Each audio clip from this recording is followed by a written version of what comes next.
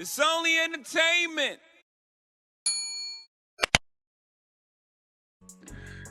Welcome back to the Talking Hedge. I'm Josh Kincaid, capital markets analyst and host of your cannabis business podcast. Today we've got Raymond Chang. He is the chairman and CEO of Agrify on NASDAQ under ticker symbol AGFY. Raymond, thanks for being with us at the Talking Hedge. Thank you, Josh, for inviting me to your show. Really much appreciated. I appreciate you being here. The show was maybe a little bit different. I try not to do any research on companies so that I can learn with the audience. So maybe you can give us a little elevator pitch on what Agrify is. So Josh, I think right now, obviously, the cannabis industry is going through, probably a lot of changes, and that's probably even an understatement. But I've always believed that in order for the industry to really get to the next level, we really need to basically focus on being able to produce good quality cannabis products consistently, right? And at the lowest cost possible, right? So basically it's important, again, it's all about consistency. It's all about basically being able to produce the best quality products and do so at the lowest possible cost, right? So, our solutions basically enables our customers to achieve those things. And it's a total integrated solutions, pretty much like, an Apple that's basically is an end-to-end turnkey solutions that allows the cultivators to achieve the highest consistency, quality, and also being able to produce the maximum yield at the lowest possible costs. Okay. How are you generating your revenue? So, we have really two go-to-market strategies. A lot of the well-capitalized companies will show up and basically buy our equipment, and we sell the equipment solutions. Basically we would have margin on that, but we would also have an ongoing recurring SaaS revenue because our equipment's basically it's enabled by the smart AI software behind it, right? So we would have basically the ongoing SaaS revenue. But in addition to that, seeing that access to capital in this market it's being super difficult. So we have what we call the total turnkey solutions, where we offer our partners really a turnkey solution where we come in and help them to build out the entire facility. And we're in it for 10 years. And basically we get paid on a per pound basis. So it's basically, putting our money on the line to basically, get extraordinary returns, and it's all based on success, basis. So we get, we charge $600 per pound for 10 years. Okay. And are these machines that you have that you're leasing, is it for all product SKUs? Is it just for flower? Are you also doing beverages, edibles, concentrates, pre-rolls? What types of machines are you leasing? Yeah, so we started out on the cultivation side. So we do have cultivation solutions, but we also basically acquire 4 separate extraction companies in the last 6 months. So now we're basically enabling both the cultivation as well as the extraction side of the equation. So it's truly an end-to-end solution provider. And just a little bit on the cultivation side, right? So our solution is unique because typically, in most of the facilities, you'll probably have 10 to 12 different rooms, and they're probably all about 3,000-4,000 square feet in sizes. And the challenge with the traditional grow setup is you're bound to have what we call it environmental pockets, right? Imagine a room of 3,000 to 4,000 square feet, temperature differential, depending on how the HVAC system is set up. You're going to have at least 3 to 4 degree temperature differential. Most of the time, people hang these really loud fans on the side of the walls. So obviously, if your plant's next to it, then you get pretty decent airflow. But obviously, the ones that are in the middle, terrible airflow. light penetration are not going to be the same because they're all kind of 4x4 footprints, but obviously there are gaps in between. And then you also have huge biosecurity risk because all it takes is one potential plant disease, and it was basically just spread like wildfire, and then the next thing you know, everything is contaminated, right? So basically we took on that challenge, and what we decided to do is, instead of having to basically divide up a facility into multiple grow rooms, we keep that open.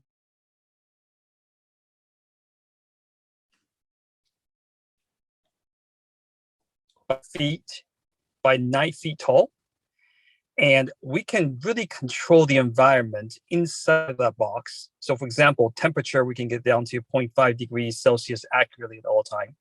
If you want it exactly at 2 VPD, that's exactly what we deliver, right?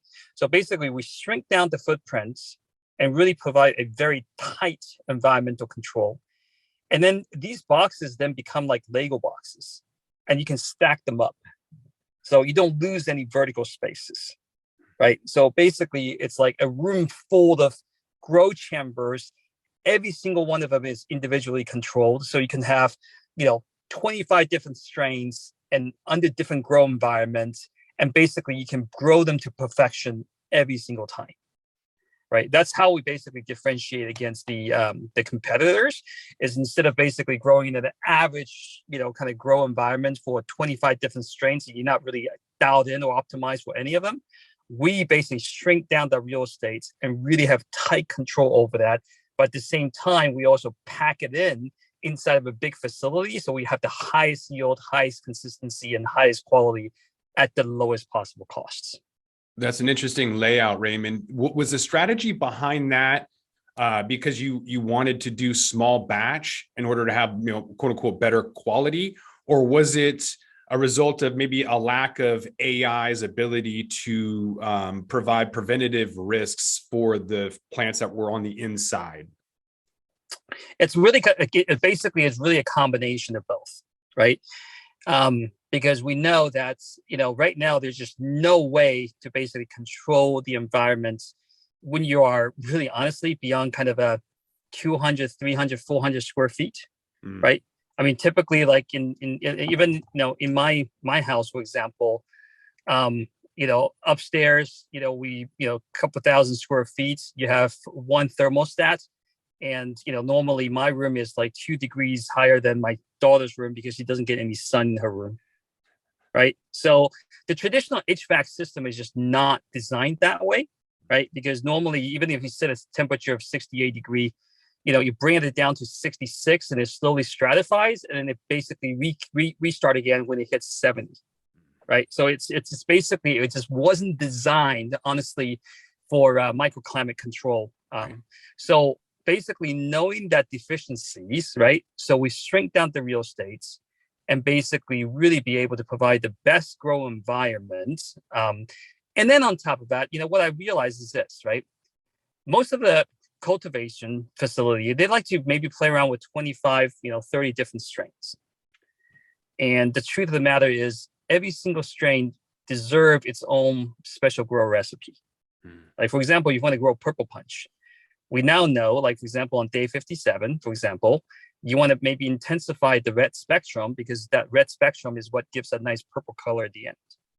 But if you actually grow lemon haze, you don't need that, right? And if you're actually growing it for oil, it's actually different from growing for dry flower, right? So again, depending on what you want to produce, and like, even if you want to push like the minor cannabinoid, right? If you want to push for CBN, you want to push for CBG, actually, it may actually require a different grow recipe, right? So basically what we do is really just to provide a smaller footprint for the cultivators to really kind of be able to do real crop steering to really kind of push for the max,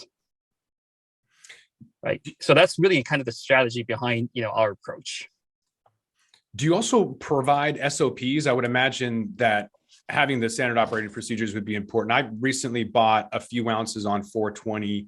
I run around about 20 stores and check out the scene every year. 1 ounce I got back had an overabundance amount of seeds. So that was an issue. They were probably growing too long. Another nug looked like somebody stepped on it and they smashed perlite. And so I saw like perlite in there. So that's an issue. I don't know if AI could pick that up. Obviously, the human that packaged it or whatever didn't see it. Quality control wasn't there. Another nug from an ounce that I bought, I split it open because it just looked bad. It looked wrong. And there was a massive amount of spider mites in there. So I didn't know if the white was, I didn't know what the white was initially. So I looked under a microscope and you could see the dead spider mites in there. A lot of issues that people don't know what they're doing or aren't doing it right. Do you guys provide SOPs in order for people to do it right? Absolutely. So basically, the AI records data, on a minute by minute basis, right? And what we actually help our cultivation partner is we help them to basically perfect the grow recipe, right? So for example, day one, temperature needs to be at Y, humidity needs to be at X. You fertigate and irrigate in certain time, certain schedule, certain drip per meter per second, airflow needs to be at, whatever, right? So basically you perfect that grow recipe, right? On a minute by minute basis. And once that recipe is perfected, then basically the system just takes it over. Our units are basically 95% of the time operated with curtains down. We don't want you to touch it. We just want basically let the environment just control. And the only time the curtains would come up is there's actually a plant touching task that is required, right? The rest of the time, the curtains are completely down, right? And that's the reason why, there was a study that was done. Basically they had 25 different master growers growing the same exact strain, right? And the THC was basically somewhere between 15 to 28%, even though it's the same exact mother with the same clone. But basically the variation was humongous, right? But in the last 6 batches, right, for example, lemon haze, we see, for example, THC variation in less than 1%, right? Last 6 batches of production. Right. So basically it's all between kind of 28 to 29%. So maybe 28.2 on the low side and 28.8 on the high side. But we get that level of consistency, right? So it's so important because what we want to do is basically let the consumers, right, have the same experience every single time. And especially when we're thinking about for medicinal usage, right? You want to let basically the doctor be able to prescribe very accurately, right? The exact amount of basically dosage that the patient should undertake. With that quality control and that consistency, I would imagine there's a lot of oversight, regulations, and everything else that goes in with that. I see a lot of times I'll go to a store and they don't have something in. Maybe something happened with spider mites. I don't know. Blue Dream, I think, is a perfect example of what you were describing and how that's kind of, I use the word bastardized. I don't know why. It just feel like what I liked back in the day is no longer what it is. And they just mess with it a lot along the way. So to keep something consistent, even like an old school Acapulco Gold or a White Widow, or bringing those genetics back and keeping it constant and consistent, not only is the FDA and the pharmaceutical industry going to enjoy that, but I think a lot of consumers that want that repeated experience and know what to expect. I know a lot of people would quit alcohol if cannabis was consistent. If they had a brand and strain and everything consistent, they would switch, but they just don't yet. So all of those are still an issue. You're clearly working on trying to resolve that. I'm curious if you're going to get in the world of retail. Obviously, that would affect your ability to be on NASDAQ if you did become plant touching, but there are companies like Maramed that started off consulting and got into licenses and now are a multi-state operator. Does it intrigue you? Do you have FOMO at all with multi-state operators or retail? Yeah, I mean, basically, we announced a couple of partnerships with the large MSOs. Curaleaf is one of our partners. We're also working with Green Lights. And then we're engaging with a bunch of other, MSOs. So, what we actually bring to the table for them, again, is, with these boxes, we would help to allow them to be able to have the same exact consistency of production across different state borderlines, and not relying on, for example, the master growers, because every facility is built very differently. When you actually grow in the open environment, you just have the tendency of wanting to touch the plants when you don't really necessarily have to, right? And then when the bigger the system gets, the more complicated it is, but the easier it is to break down, right? So again, reducing that footprint, letting the system to take over, it just helps to ensure much higher consistency in the long run. I would imagine that would add a lot of compliance if you did become vertically integrated in plant touching and everything else. Being publicly traded is probably enough from a compliance standpoint. I am curious if you don't mind talking about how that progress went. A lot of companies were pitching, to get seed capital or angel investors. What was your journey from the time you first pitched to when you went public on NASDAQ? Can you kind of explain that process in raising capital and what that was like? Because the environment now has deteriorated significantly. Maybe you can kind of, make our days better by telling us how it was. Sure. So Josh, I got into the industry because, my mother-in-law was a cancer patient. And I saw really the medicinal benefits of cannabis through her.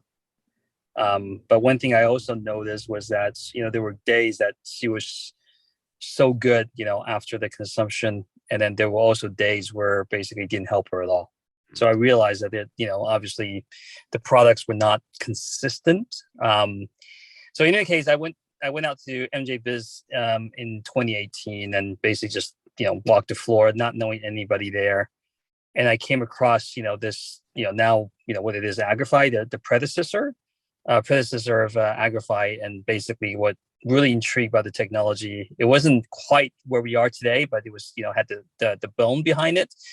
So I acquired the company, took majority control of the company in towards the end of 2019, with, just basically a few friends. And then 2019, after I took over, basically we expanded the operations more.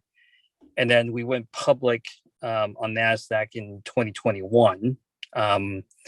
And so when I took over the company, it was, a very small company, maybe revenues of less than 10 million.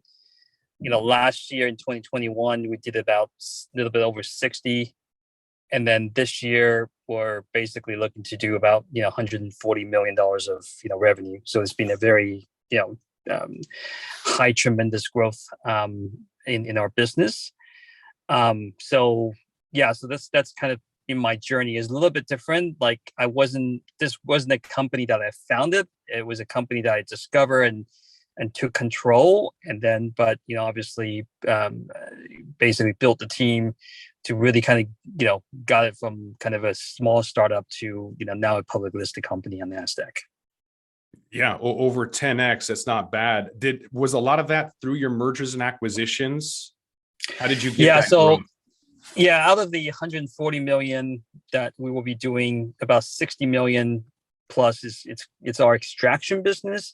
And that's basically all through acquisition. And then the rest of the remaining $80+ million is, our cultivation revenue. So, I think even on the cultivation side, went from 10 to now 80, it's still very significant growth. But we did also pile on top, the extraction revenues, which basically came through the acquisition. It's fairly easy to find out Agrify's market cap or valuation being publicly traded, but how do you make that decision when you're making acquisitions or trying to merge with another company? What valuation metrics do you use, and how do you come up with whether or not it's accretive? Yeah, so there are, certain criteria that we look for, when we decide to acquire companies, right? So we decided to go into the extraction side because obviously, we see industry shifts, going from basically just smokable flowers to now more concentrated products. And obviously extraction is a very sort of key piece of all that. So we made a decision to go into extraction. And then, the more I learned, I realized that, oh, wow, there's different extraction methods, right? So essentially, we kind of looked at different extraction methods and then went after the number one player in each of those subsegments, right? So we acquired the number one player in hydrocarbon, which is precision extraction. We acquired the number one player in solventless extraction, which is pure pressure. We acquired the number one distillation equipment provider, which is Lab Society, and then also basically Cascade is known for its, the oven, right? So basically, we just kind of said, all right, you know what, this is what completes the extraction. We need to have all these different technologies, and then basically we just went after the number one player in each of those, and because we wanted really just to have the leading technology, we wanted to basically have the leading edge sort of market penetration. And then also we want to also make sure that financially is also accretive as well. So so that's kind of like our criteria. And in terms of valuation for these companies, obviously we looked at market benchmark and all that. Now obviously the every company is trading down. So when in a down environment like this, right now companies are trading at sometimes even less than 1x revenue. And, that's where we are. When we acquire these companies, I think basically it was maybe the slightly higher trading multiples, but, you just kind of have to always benchmark against what the market commands. I like asking the same question and getting different responses. Do you think that valuation will be decoupled with federal legalization, or is it going to continue to move in momentum with news? I think that right now I just came back from Jeffrey's conference in New York City yesterday, and I can tell you this is probably the most sort of concerned and pessimistic investor conference I've been for a while. I think the industry is due for a major shakeup. Mm-hmm. Right. There's been just, maybe just oversupply, and honestly, too many players, right? A lot of companies are not well capitalized. Everybody thought this was just kind of a green rush and kind of got into it without really figuring out, and honestly, like growing cannabis and doing it right is actually very difficult. Right. So I think I don't think we're anywhere near the bottom yet. I think there will be probably more consolidation and restructuring and shakeup in the industry. And, hopefully we'll be a consolidator. I think we certainly have the balance sheets and being a public listed company, hopefully that would give us an edge. But I do expect that, companies just need to figure it out, because this is like very similar, like, all the other industry, like we need to somehow get to profitability, right? You can't just keep borrowing money or raising money to sustain the industry. We got to basically find a business model that actually eventually will, make money. Mm-hmm. Yeah, I think it's overdue. I think Gary Vaynerchuk or Gary V had said that he's waiting for the next recession to get rid of all of the noise, as he calls it. Yeah. There's a lot of altruistic individuals not paying themselves, and maybe they should kind of get out of the way if they don't have a revenue model that's actually generating profit by now. But you will see consolidation and eventually capitulation from that forced turnover, mergers, whatever. Maybe somebody will come up with co-op models to try to survive. But I think the future is going to be grim for those who are unaware that they have been failing, that they have been quote unquote bankrupt and just didn't know it yet. I think it's going to slap them in the face pretty soon. That's my prediction. It sounds like that's kind of your crystal ball prediction too. Wondering what else you're anticipating. I think vertical integrated agriculture is going to be taking off. Artificial intelligence and machine learning to look at what's happening with the environment, to know whether it's the environmental controls or if it's the nutrient deficiencies. I'm wondering if soil, aeroponics, hydroponics are going to be the best. What does your crystal ball prediction say for the industry? Yeah, I think, Josh, you everything you said, I think, basically we're paying attention, we're working on them. For example, right now, we are installing cameras in our, vertical farming units, our VFUs. So instead of basically waiting, right, for the problems to occur, we're using AI, visual intelligence to detect early plant abnormalities, right? So we don't have to wait until it's too late, right? We're basically installing sensors, right? More and more sensors to make sure that the environment in which the plants are being cultivated is the right one, right? We are also basically trying to figure out how we could actually make the entire SOP more efficient, productivity being higher. So for example, right now, one of the things that we're looking at is the drying methods, right? Because every facility, uses 20% of the facility just hanging the plants upside down, and for 2 weeks time to dry the flowers. There's got to be a better way, right, to reduce that real estate footprint and make that process more efficient, right? So again, we're at the end of a day, like what we want to do is use technology, use data to basically help our cultivators to have better return on investment, i.e., increasing yield, reducing cost, but at the same time being able to produce the most consistent, good quality flowers. Anything else you want to address to any skeptical investors, or anything you want to point out at this point? Yeah, I think for us right now, obviously, there's a lot of also doubters out there because I don't think anyone doesn't like our business model, but I think it's sometimes when you have a business model that's also kind of too good to be true, it just kind of like puts a lot of doubts in people's mind. But I think what the good news is that we will be bringing 3 additional facilities up in the next this quarter and also beginning of Q3. So we're going to have a lot more data points to basically prove out our business model. And so I think people are going to realize very soon, once they see the nice recurring SaaS and production revenues, then they're going to realize that this is all really coming together. And I think we will see a reversal of trend at that point. Yeah, I know what it's like to be too good to be true. When our Bitcoin investment got 876% last year, people are like, that's too good to be true. But if you have historical and you can kind of keep going back and keep showing them over and over again, eventually people will come around. So if people do want to come back around and find out where you're at, obviously you're on NASDAQ, ticker symbol AGFY. Where else are you at? Agrify.com or? Yeah, Agrify.com is our, URL. And obviously, we also, did acquire Precision, Cascade, Lab Society, and Pure Pressure as well. So again, we're offering different extraction solutions, and we're doing a kind of an integration of all these brands.